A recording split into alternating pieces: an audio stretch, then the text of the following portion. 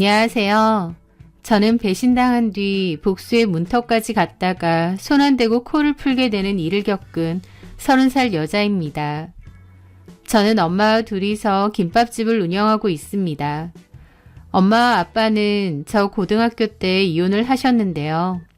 엄마는 이혼 후 생계를 위해 김밥집을 여셨어요. 테이블 2개 있는 작은 평수의 김밥집이지만 가격 착하고 맛있고 친절하다 보니 나름 입소문이 많이 나서 장사는 지금까지도 잘 되는 편입니다. 저는 고등학교 졸업하고 집안 형편이 어려워 대학은 안 들어갔습니다. 성적은 중간 정도여서 가려면 갈 수도 있었지만 엄마 아빠 이혼 후 집안 형편이 꽤 어려웠고 그렇다고 대학교 전액 장학금을 받고 갈 정도로 공부를 잘하는 정도는 아니었어요. 그래서 고민 끝에 대학은 포기했고 일을 하기로 했습니다. 엄마의 짐을 좀 덜어드리고 싶었거든요. 그렇게 어느 공장 사무직으로 취업을 해서 일을 1년가량 했었는데 회사 사정이 생겨 일을 그만두었습니다. 그리고 나서 엄마 김밥집에서 일손을 돕던 것을 시작으로 본격적으로 엄마 가게에서 같이 일을 하게 되었습니다. 좁은 가게지만 엄마랑 같이 열심히 일을 하다 보니 다행히 먹고 살만해졌고 단골도 많이 늘었어요. 김밥집이 있는 건물의 가장 왼쪽 끝에는 옷가게가 하나 있었습니다. 중년 여성을 대상으로 하는 캐주얼한 옷가게였는데 저희 엄마 또래의 사장님이 운영을 하셨어요. 그 사장님은 저희 김밥집도 자주 이용을 하셨고 또 저희 엄마와 또래다 보니 친구 사이로 친하게 지내셨죠. 저는 그 옷가게 사장님을 형자 이모라고 불렀습니다. 김형자가 그분 성함이었거든요. 하여튼 형자 이모도 종종 저희 가게에 와서 김밥을 잘 포장해 가셨고 또 손님 없으면 놀러와서 수다도 떨고 가시곤 했죠. 형자 이모는 남편분과 사별했다고 했고 아들 하나를 키우고 있다고 했습니다. 그 아들도 저랑 동갑이라고 했고 대학생인데 그때 당시에는 군대에 있다고 하더라고요. 아들이 공부도 잘하고 인물도 좋다며 자랑을 많이 하셨고 사진도 보여주셨어요. 남편과 사별하고 혼자서 아들 하나 보고 키우는데 아들이 학교 졸업하고 번듯한 직장 들어가고 결혼해서 손주도 안겨주면 더 바랄 게 없다고 하셨죠. 형자 이모는 좀 화통하고 직설적인 성격이셨어요. 그 때문인지 가게 손님들하고도 한 번씩 싸우기도 했습니다. 좀 말도 안 되는 환불을 요구하거나 까탈스러운 손님이 있을 수도 있는데 형자 이모는 참지 않으시더라고요. 싸울 때는 안 파니까 나가라는 소리도 하시고요. 성격이 좀 불같은 면도 있기는 했지만 기본적으로는 정도 많고 뒤끝 없고 괜찮으신 분이라 생각했습니다. 그러던 어느 날이었습니다. 저는 건물 밖에 있는 화장실을 갔다가 다시 들어가는데 닫혀진 형자 이모네 옷가게 앞에 군인 한 명이 서 있는 거예요. 안을 막 기웃거리면서요.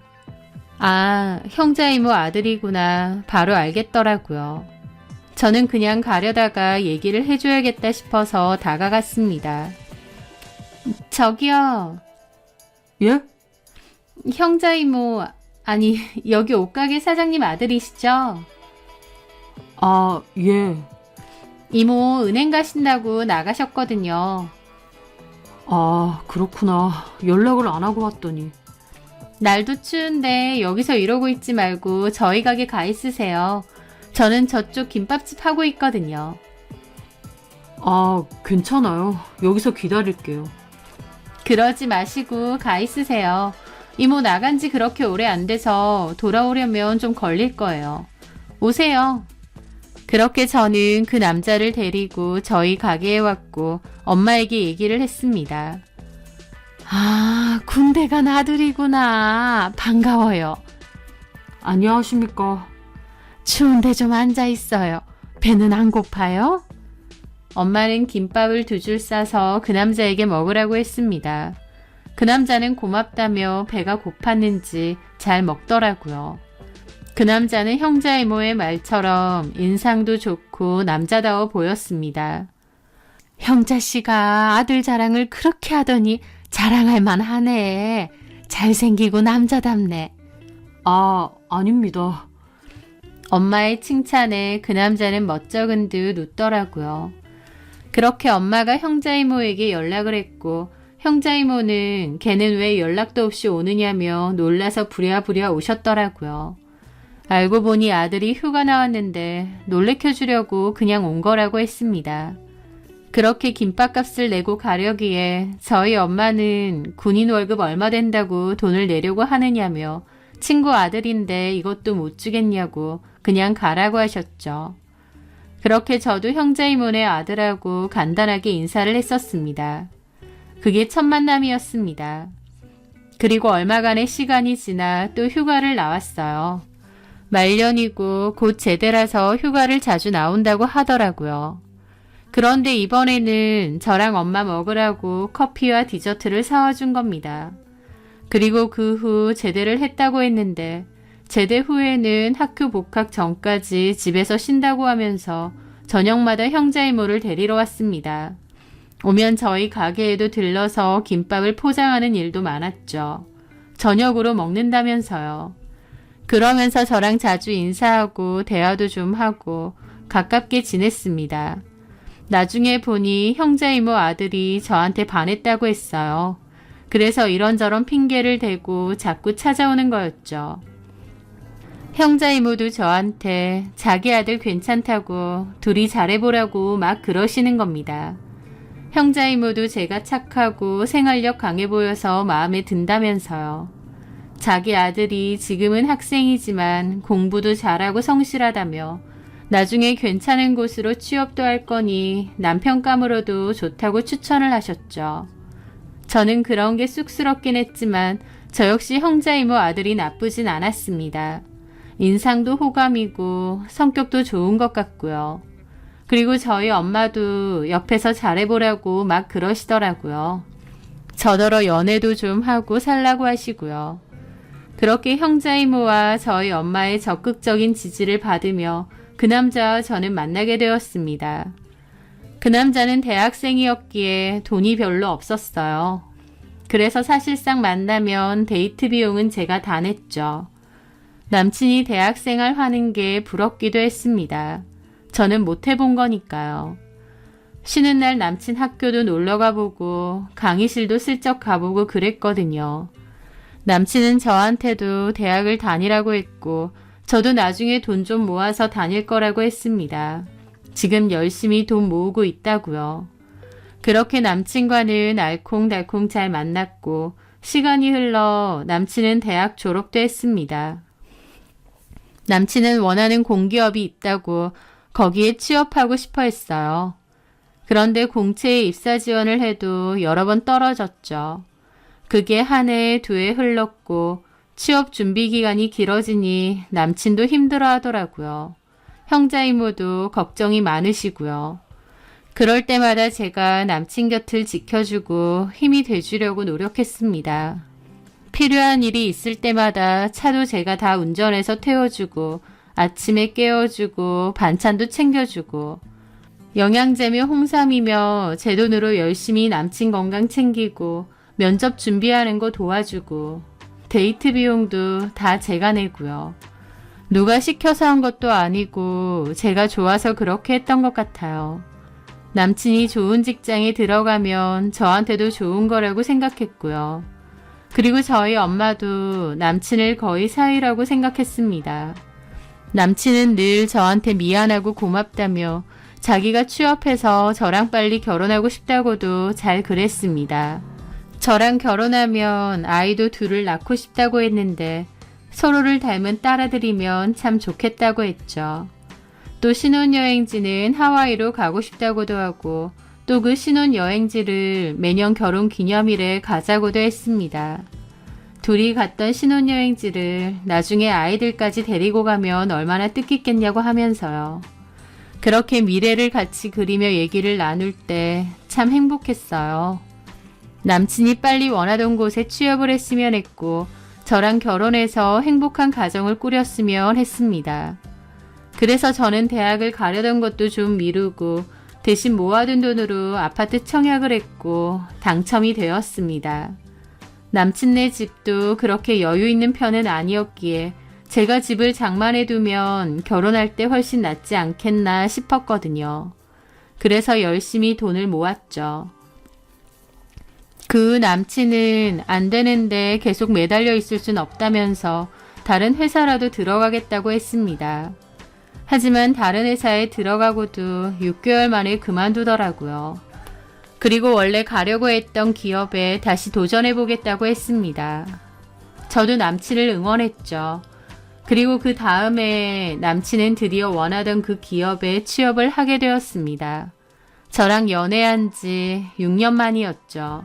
남친의 합격 소식을 듣고 저도 남친도 엄마도 형제 이모도 다 얼마나 기뻤는지 모릅니다. 저희 엄마는 백화점에 가서 남친에게 정장 한 벌을 사주기도 했습니다. 남친은 기다려줘서 고맙고 회사 다니면서 자리만 잡으면 바로 결혼하자고 했습니다. 저는 아파트 중도금을 위해 열심히 일하면서 돈을 모았고 남친은 회사를 다니게 되었습니다. 남친은 새로운 환경에 적응한다고 초반에는 좀 힘들어하기도 했어요. 환영회며 회식이며 야근이며 이래저래 회사 생활이 너무 바쁘다고 해서 얼굴도 잘 못 봤죠. 저는 남친을 잘 못 봐도 틈틈이 남친 집에 들러 반찬도 채워주고 청소도 해주고 남친의 회사 생활을 응원해 주었습니다. 바쁘다고 하는 것도 다 이해했죠. 얼마나 힘들게 입사한 회사인지 아니까요. 하지만 제가 노력을 하면 할수록 이상하게도 남친과 저는 점차 멀어지는 것 같더라고요.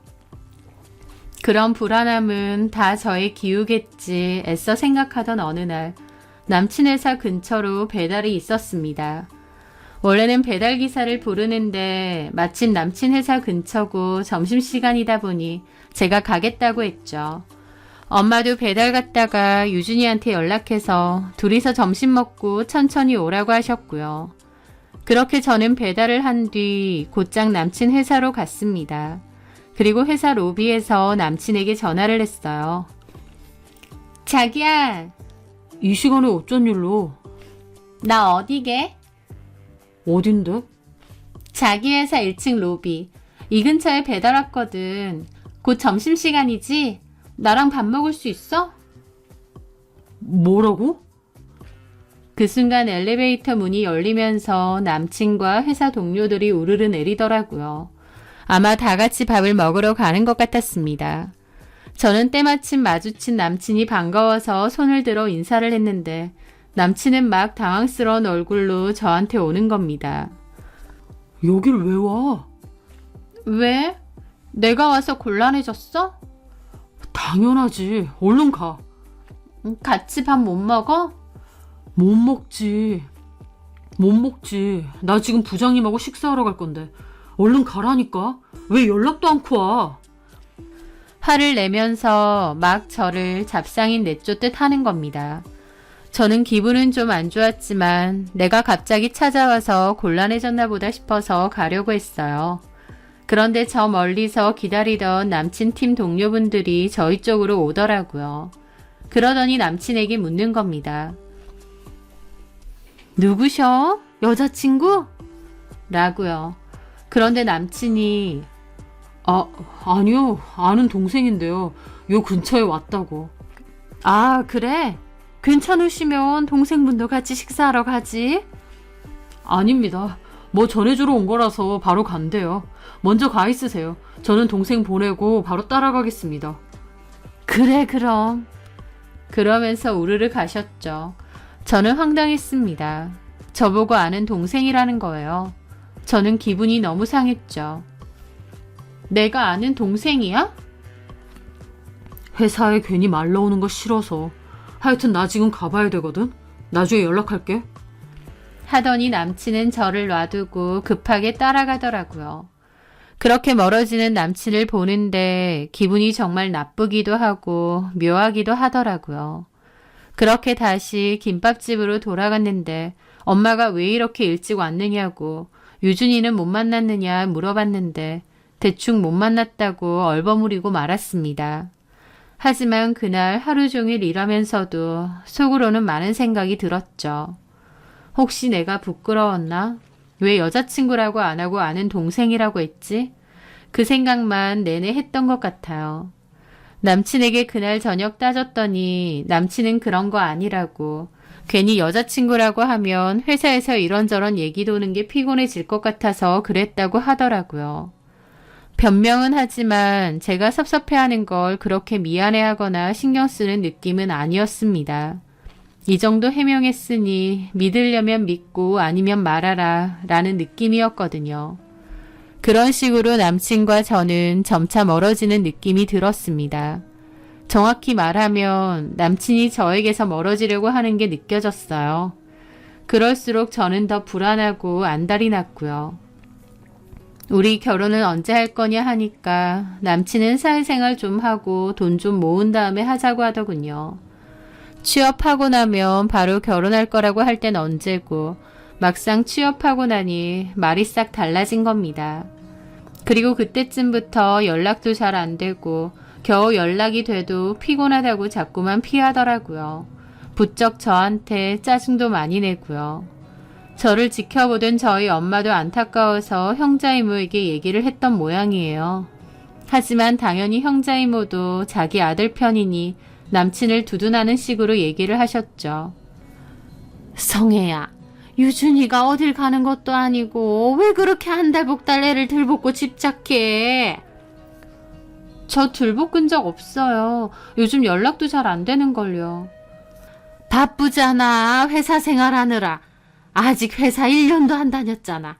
그 정도면 적응하느라 고달프지 않겠어, 지도? 너도 알다시피 유준이가 그 회사 오죽 들어가고 싶어 했니? 그 회사 들어가려고 몇 년을 쏟아부었어. 저도 잘 알죠. 그래, 그러니까 지도 그 회사 오죽 잘 다니고 싶고 잘 보이고 싶겠냐고. 지 딴에는 회사 잘 다녀보고 싶어서 아등바등 하는 건데 그런 모습을 오히려 네가 안쓰럽게 보고 이해를 해줘야지. 저 유준이한테 쪼고 그런 적 없어요. 내 말은 심적으로라도 좀 편하게 해주라 그거지. 너 그리고 남자들은 쪼아대고 올가매려고 하면 도망간다. 그거 현명한 거 아니야. 좀 냅둬봐. 유준이가 너랑 결혼하겠다고 몇 번을 그랬는데. 요즘도 이모한테 그렇게 얘기해요? 당연한 거 아니니? 유준이 내 아들이야. 내 아들 내가 몰라? 그러니까 그만 좀 불안해하고 기다려봐. 네. 남친의 어머니인 형자 이모가 그렇게 말하시니 저도 그냥 남친을 믿고 이해하려 했습니다. 나중에는 제가 먼저 연락하는 게 아니면 남친은 연락도 안 했어요. 그럼에도 참고 기다렸습니다.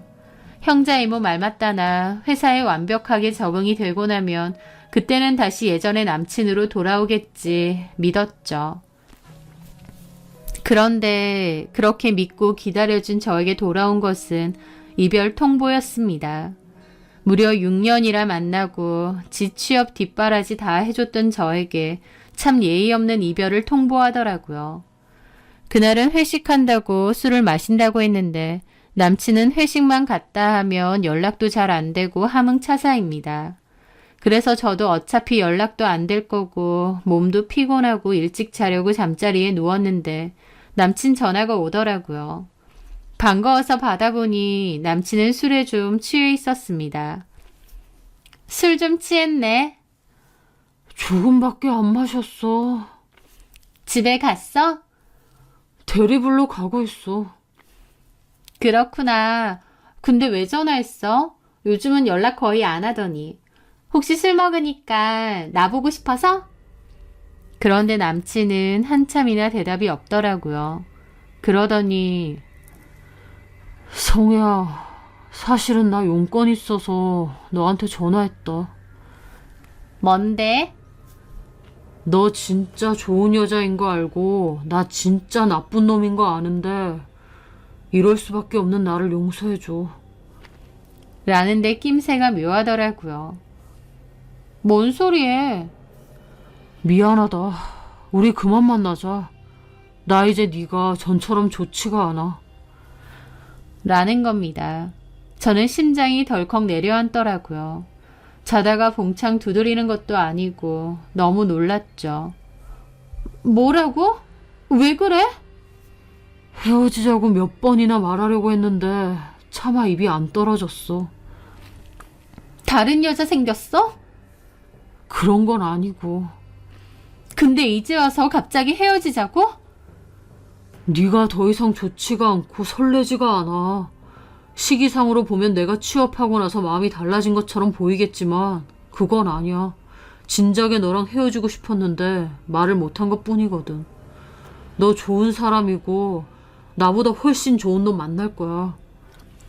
잠깐만, 이건 아니지. 우리 6년 사귀었어. 사귄 기간은 중요하지 않아. 마음이 중요한 거지. 너 너무한다. 뭐가 이렇게 일방적이야? 둘이 좋아서 사귀다가 한 사람 마음 떠나면 끝내는 게 맞잖아. 그래도 얘기하니까 이제 좀 후련하다. 후련? 후련하다고? 나도 너무 힘들었거든, 그동안. 참 고마웠고 미안했어. 좋은 사람 만나길 꼭 바랄게. 잠깐만, 술 취해서 이러지 말고 만나서. 잘 지내. 그렇게 남친은 전화를 끊었습니다.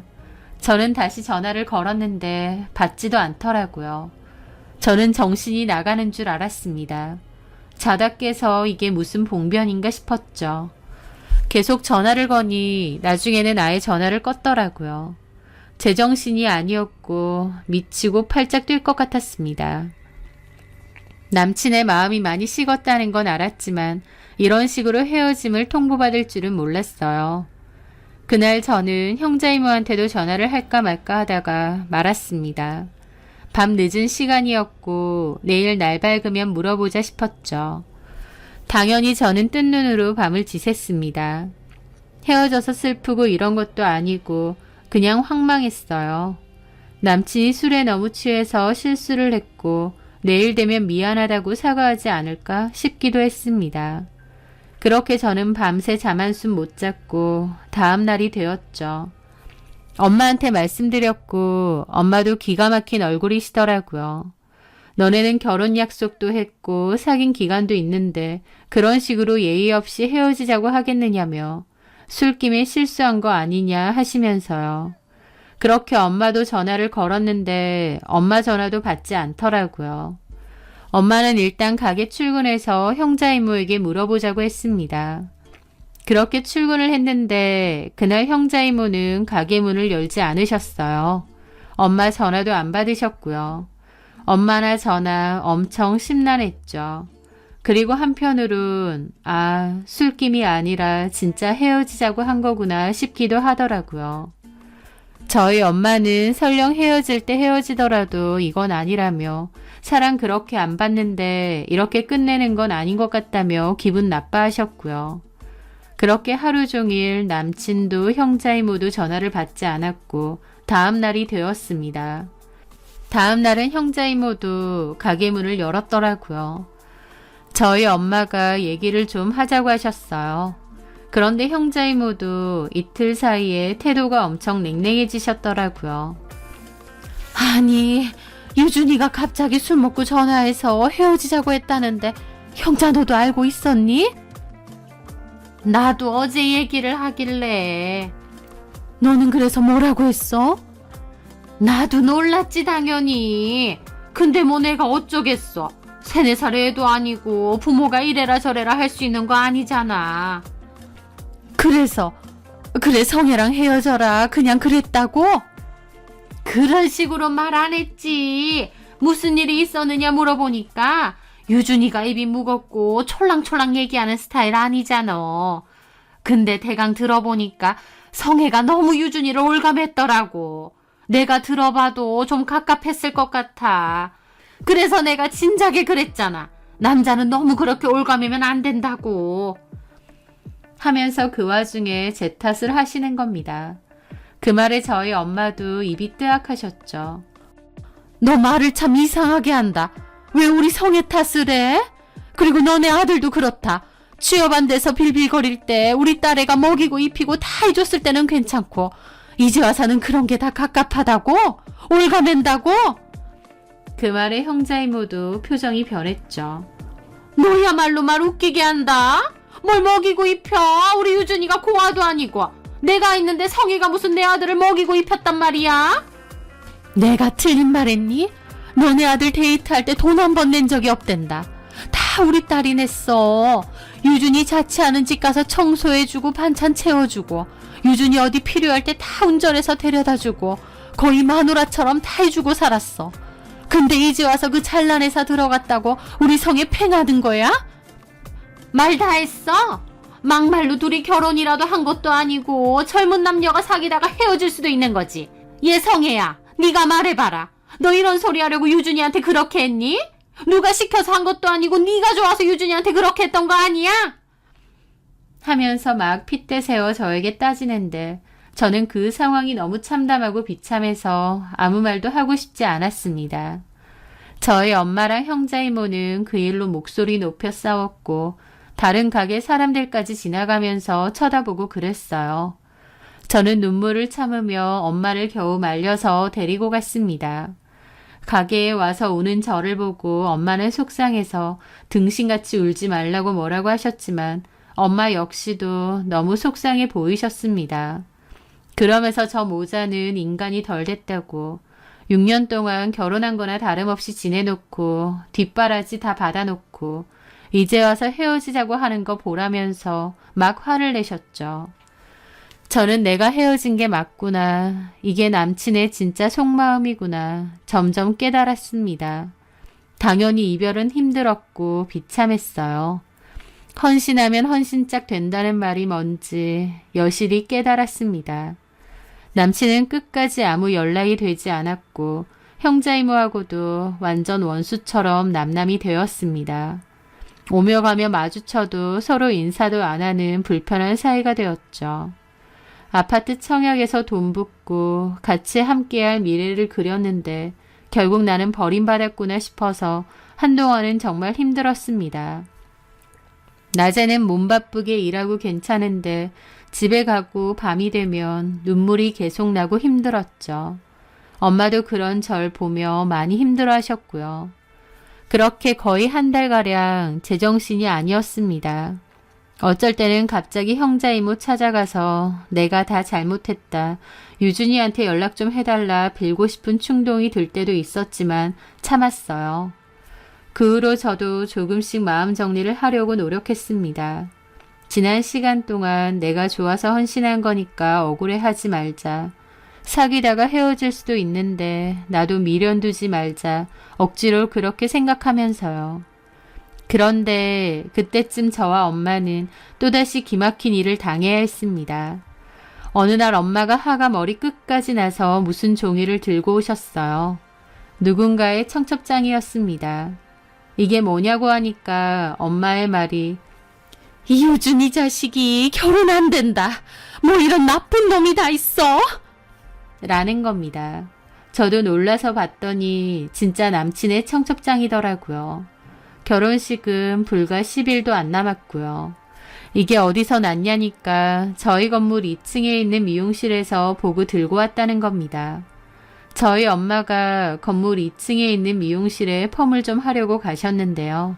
현금 계산을 했고 그 사장님이 돈이 들어있는 서랍을 열었는데 저희 엄마 눈에 그 청첩장이 보였다는 겁니다. 정확히 신랑 이유준이라는 글자가 확 보이셨대요. 저희 엄마는 놀라서 그 청첩장 뭐냐고 했더니 그 미용실 원장님도 처음엔 아무것도 아니라고 하더래요. 계속 저희 엄마가 보자고 하니까 멋쩍어 하시면서 실은 형자 이모가 주고 간 청첩장이라고 했다는 겁니다. 형자 언니가 아들 결혼식 오라고 주고 갔어요. 언니네 딸이랑 형자 언니 아들이랑 사귀는 거 여기 건물 사람들 다 알잖아요. 그러다가 저번에 언니랑 형자 언니랑 대판 싸운 거 보고 아들 딸들 헤어졌다는 소문 바다 했거든요. 그랬는데 며칠 전에 갑자기 저한테 청첩장을 주는 거예요. 이 건물에서 저랑 몇 명한테만 몰래 준 거니까 다른 사람한테 말하지 말고 오라고요. 그래서 나도 놀라서 물었지. 김밥집 언니 딸하고 언니네 아들하고 사귀는 거 아니었느냐 했더니 언니네 딸이 집착이 심해서 헤어진 지 좀 됐다고 하면서 선 봐서 결혼은 다른 여자랑 한다고 하더라고. 그러면서 나보고 조용히 결혼식은 오라는데 내가 형제 언니랑도 친하지만 언니랑도 잘 알잖아요. 그래서 이걸 어떡하나 난감해서 그냥 청첩장 서랍 안에 넣어뒀지. 그랬다는 겁니다. 그러니까 불과 한 달 전에 저한테 일방적으로 이별 통보를 했는데 사실은 이미 다른 여자랑 선도 보고 결혼도 준비 중이었다는 거예요. 결혼 준비라는 게 아무리 짧아도 2, 3개월 이상은 필요할 텐데 그러면 애초에 양다리였고 저랑 만날 때 선도 봤다는 거잖아요. 그거 보는데 저도 피가 거꾸로 솟더라고요. 저는 그 자리에서 남친, 아니 이유준한테 전화를 했는데 당연히 제 번호는 차단해서 안 받더라고요. 저희 엄마는 그 길로 다시 옷가게 달려갔습니다. 그리고 거기서 대판 싸움이 일어났어요. 뭐? 내 딸이 너무 올가매고 집착을 해? 애초에 다른 여자랑 성까지 보고 결혼 준비하고 있었으면서 양다리 걸치고 있었으면서 내 딸 탓을 해? 너 아들 새끼 참 잘 키웠다. 엄마가 악에 받쳐서 소리를 지르셨고 소란이 일어나니 건물 안에 있던 손님들, 다른 가게 사장님들 다 와서 구경하고 난리도 아니었죠. 형자 이모도 조용히 따로 얘기하자고 했는데 저희 엄마가 눈앞에서 청첩장 집어 던지고 내 딸 6년 동안 취업 뒷바라지 시킨 게 너네 아들 아니냐고. 능력도 없고 머리도 멍청해서 허구한 날 떨어지는 니네 아들을 어떻게든 믿고 도와준 게 내 딸이라고.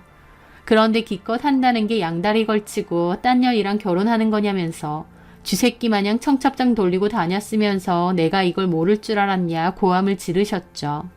사람들 다 웅성거리고요.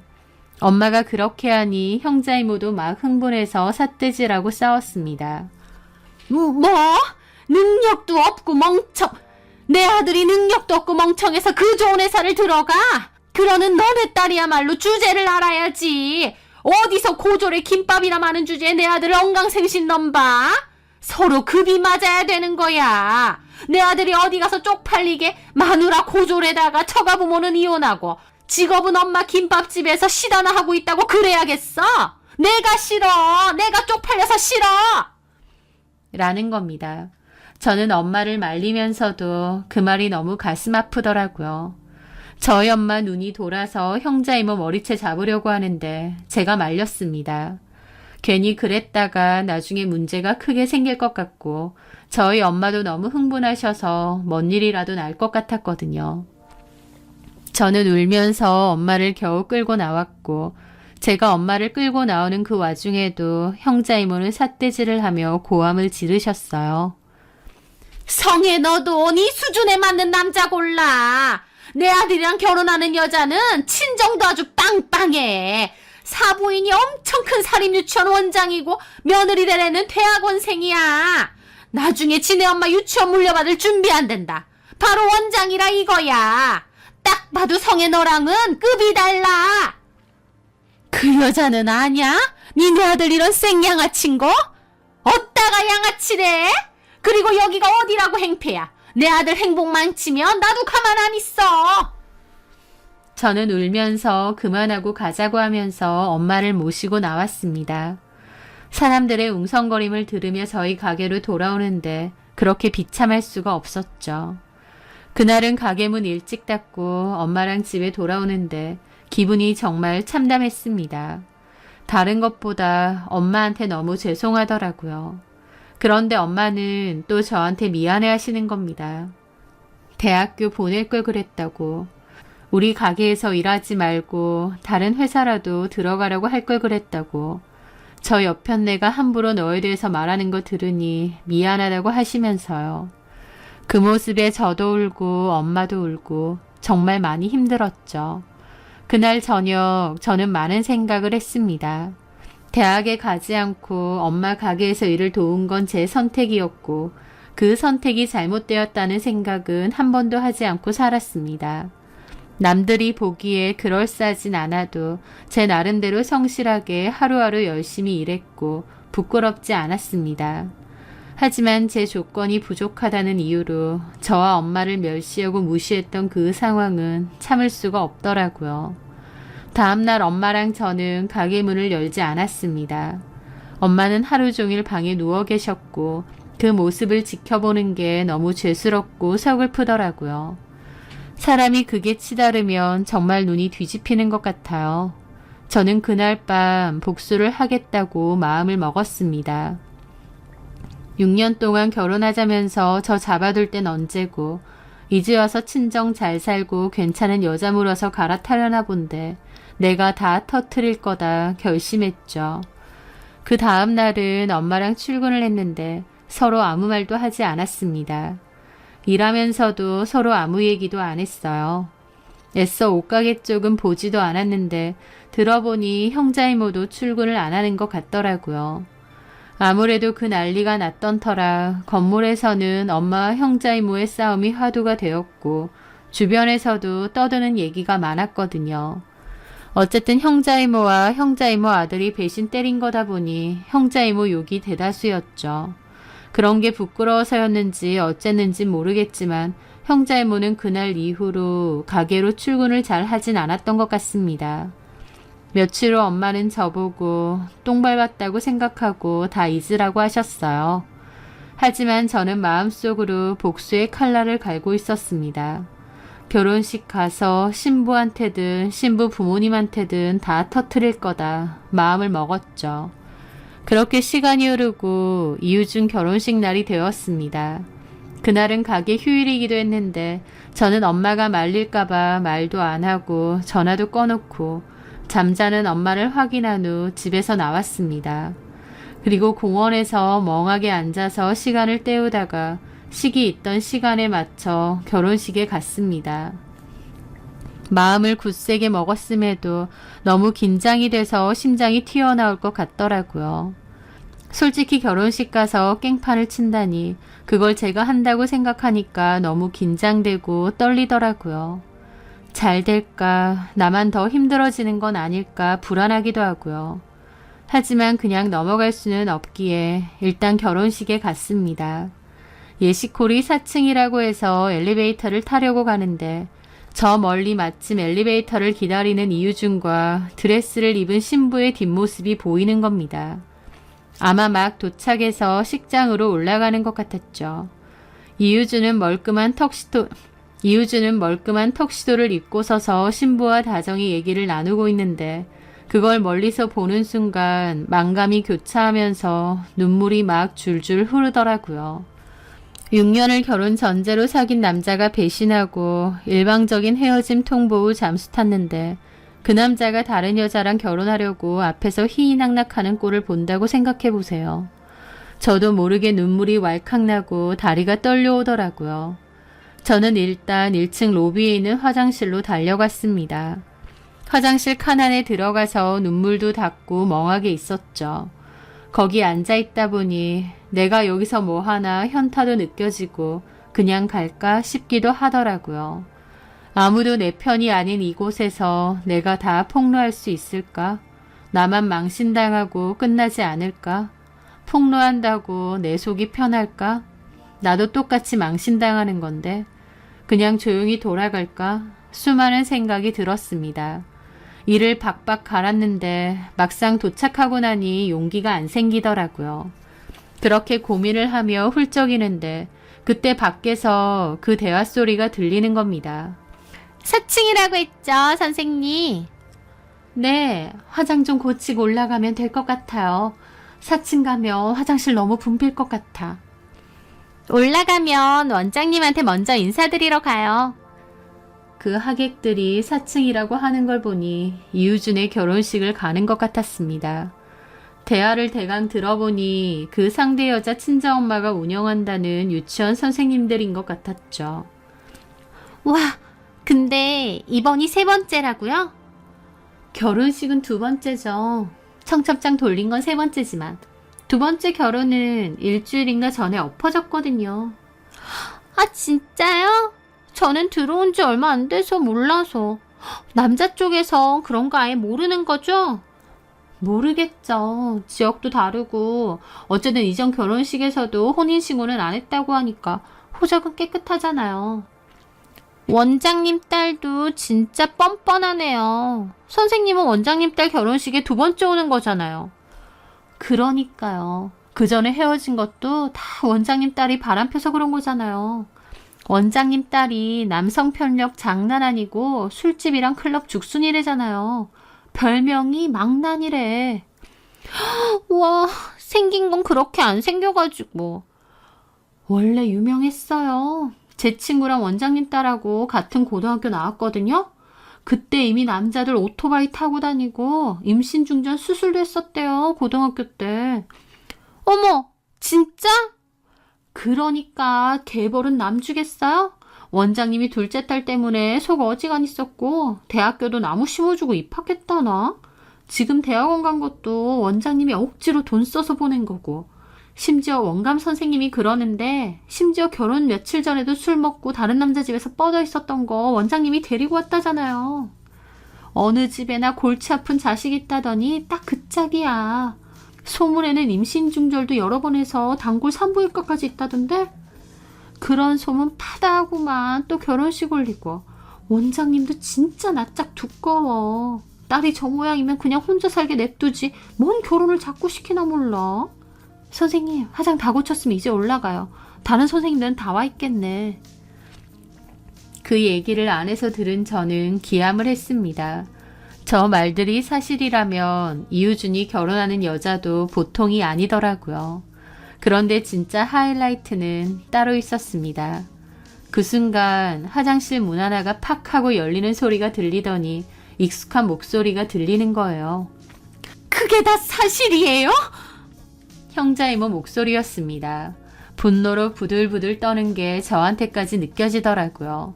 그 하객들은 당황해서 네? 뭐가요? 하면서 쩔쩔매는 소리가 들리고요.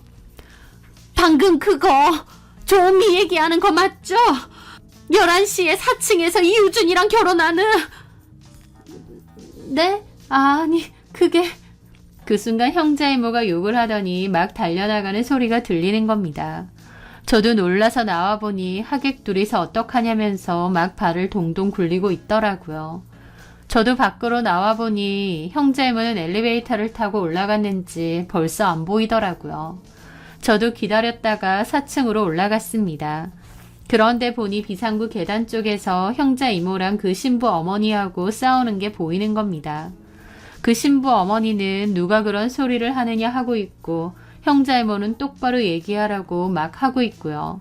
저는 몰래 그걸 듣고 있었고요. 그랬더니 신부 어머니가 어쨌든 혼인신고 안 해서 호적 깨끗하면 된 거 아니냐고 했고 형자 이모가 길길이 날뛰더라고요. 딸이 그 모양 그 꼴인데 우리 아들이랑 결혼을 시키려고 하느냐고요. 그랬더니 신부 어머니도 화가 나선 우리 집하고 그쪽 집하고 수준 차이가 얼마나 나는데 그래서 집도 우리 집에서 해주는 거 아니냐고 그쪽 아들 뭐 볼 거 있느냐고 막 따지시더라고요. 그 말에 형자 이모는 빡쳐서 말 다 했느냐며 머리끄덩이를 잡고 싸우기 시작했습니다. 계단 비상구 쪽에서 큰 소리가 나니까 하객들도 와서 쳐다보고 그 와중에 이우준도 달려와서 왜 이러느냐며 뜯어 말리고 저는 그 광경을 지켜보면서도 이게 다 뭔가 싶더라고요. 이우준이 겨우 형자 이모를 떼어놓았는데 형자 이모는 한복이며 머리며 엉망이 된 채로 열이 받아서 갑자기 이우준을 밀치더니 신부 대기실로 달려가는 겁니다. 사람들도 놀라서 쫓아갔죠. 그리고 신부 대기실 쳐들어가서 신부 옷을 잡아당기고 따지고 난리가 났습니다. 결혼이 처음 아닌 거 맞냐며 남자들이랑 놀아나다가 임신 중절을 몇 번이나 한 게 맞느냐며 악을 질렀고 직원들도 형자 이모 떼어내고 와 살다 그런 난리통은 처음 본 것 같아요. 너무 아수라장이었고 사람들도 엄청 웅성거리고 저는 그곳에서 조용히 빠져나와 발걸음을 옮겼습니다. 그런데 이우준도 급하게 달려오다가 저를 쳐다보며 스쳐 지나가더라고요. 얼빠진 얼굴로요. 저 역시 가만히 쳐다보다가 그곳을 그냥 유유히 빠져나갔습니다. 그게 이우준을 본 마지막 얼굴이었어요. 그렇게 집으로 가니 엄마가 어디 갔다 왔느냐고 난리가 나셨고 저는 있었던 일 다 얘기해드렸죠. 엄마도 기함을 하시더라고요. 그러더니 엄마도 같이 갔어야 되는데 그 꼴 못 본 게 아쉽다고 그러셨어요. 결혼식에서 그 난리를 쳤으니 그 소문은 주변에 다 퍼졌습니다. 저희 상가 건물에서도 결혼식에 갔던 몇몇 분들이 있었기에 소문이 일파만파 다 퍼졌고 그 후로 형제 이모는 가게 문을 아예 닫아놓더라고요. 이유준 결혼식은 당연히 파토가 났고 아름아름 이유준도 오래된 여친 버리고 갈아타서 똑같은 인간이라는 소문도 다 났죠. 아마 이유준 회사에서도 소문이 자자했을 겁니다. 그렇게 회사에 잘 보이고 싶어서 6년이나 사귄 여자친구도 모른 척하고 꼴값을 떨었는데 그 일이 회사에도 구석구석 소문이 잘 났을 겁니다. 아주 개망신 제대로 당했겠죠. 제가 뭔가 폭로하고 자시고 하기도 전에 형자 이모와 그 집 엄마가 대판 싸우고 결혼식도 엉망진창 속에 파토가 나고 너무 고소하더라고요. 솔직히 그 여자도 보통은 아니지만 이유준도 딱히 잘난 것도 내세울 것도 없잖아요. 인간성으로 보면 이유준이 더 쓰레기고요. 둘이 결혼해서 같이 살았어도 볼만했을 것 같은데 결혼식 날 파토가 났으니 아쉽네요. 저는 그 후 가뿐한 마음으로 열심히 일하며 지내고 있습니다. 청약 끝나고 완공된 아파트에는 엄마랑 같이 입주해서 살기로 했습니다. 엄마랑 현재 살고 있는 집 정리해서 잔금 치르기로 했거든요. 열심히 일하면서 마련한 번듯한 새 아파트에서 엄마랑 같이 잘 지내려고 합니다. 그리고 천천히 준비해서 제가 공부해보고 싶은 게 뭔지도 고민해보고 나중에라도 대학도 들어가려고 해요. 빠듯한 삶에 치여서 못해본 건 많지만 후회는 없습니다. 오히려 엄마랑 이렇게 자리 잘 잡고 살 수 있게 되어서 김밥집에 너무 감사한 마음이 크네요. 앞으로는 누군가에게 헌신하거나 희생하며 보람을 찾지 않고 나를 위해서 또 나를 많이 돌보면서 살아가려 합니다. 제 사연 들어주셔서 감사합니다.